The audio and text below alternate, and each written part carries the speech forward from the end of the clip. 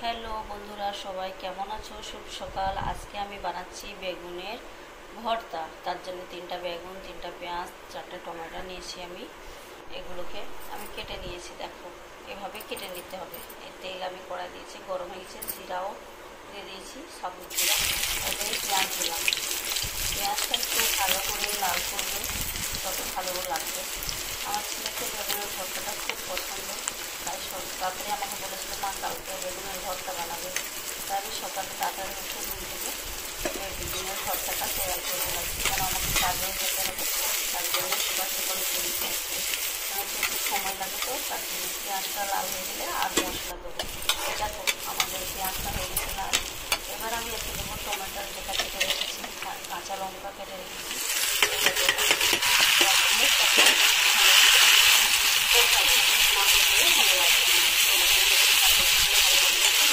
এবার আমার এই কাজে বেগুন পোড়া সাইড পরিষ্কার করে রেখেছি।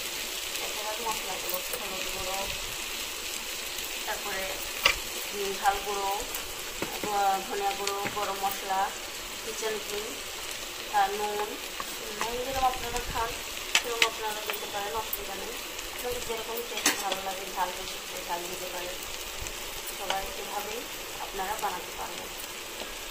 সব মশলা আমি দিয়ে দিচ্ছি এতে। আবার দিয়ে এটাকে একটু ভালো করে কষাবো।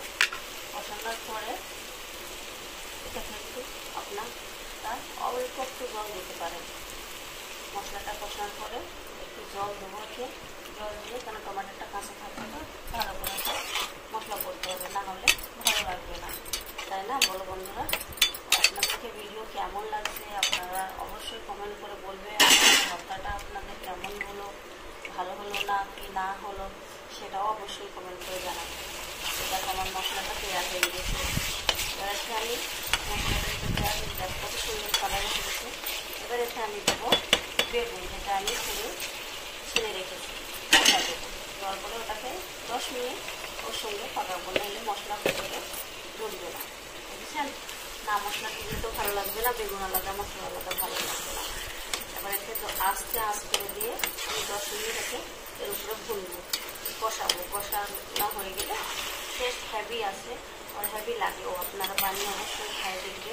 আর কেমন হয়েছে আমার বেগুনের ভর্তাটা আপনারা অবশ্যই কমেন্টে জানাবেন যে আমার রান্নাটা কেমন হলো। কেমন বন্ধুরা আপনারা বলবে অবশ্যই। আপনাদের কমেন্টের অপেক্ষায় থাকবো আমি। সবাই ভালো থাকেন।